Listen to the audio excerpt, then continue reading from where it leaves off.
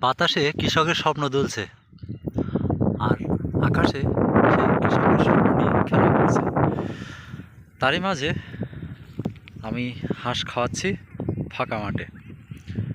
যে মাঠে আমি হাঁস খাওয়াচ্ছি মাঠটার নাম নলবিলার মাঠ।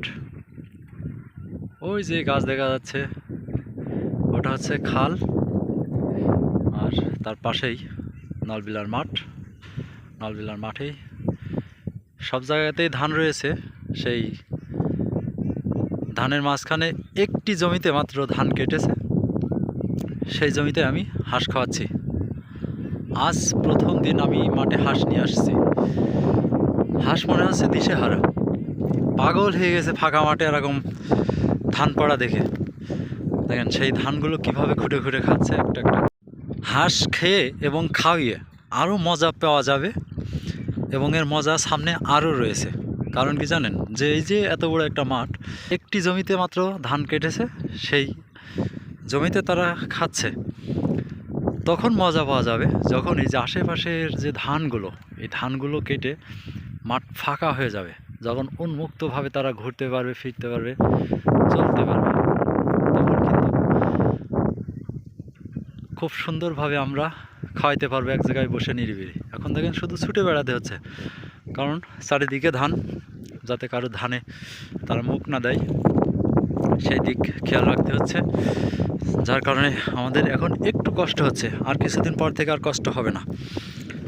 আর শুধু যে এই নলবিলার মাঠ তা তো নয়, আমাদের পার্শ্ববর্তী আরও মাঠ, বিল রয়েছে, যে বিলগুলোতে, মাঠগুলোতে আমরা হাঁস চড়াবো এবং খাওয়াবো। ভালো লাগছে, তবে ভালো লাগার মধ্যেও একটু কষ্ট হচ্ছে, কারণ আজ 3-4 দিন ধরে মেঘে ঘেরা, ঠান্ডা বাতাস, তার মধ্যেই যে আমরা ফাঁকা মাঠ, কথাও ঠিক রকম বোঝা যাচ্ছে কিনা জানি না। বাতাসের শব্দে প্রচণ্ড ঠান্ডা পাচ্ছি, হাত মাত খুব ঠান্ডা হয়ে গেছে। তার মধ্যেও মনে যে খাল পার হয়েছি, এই দেখেন লুঙ্গি টুঙ্গি সব ভিজা, শীতে কামন ধরে দিচ্ছে।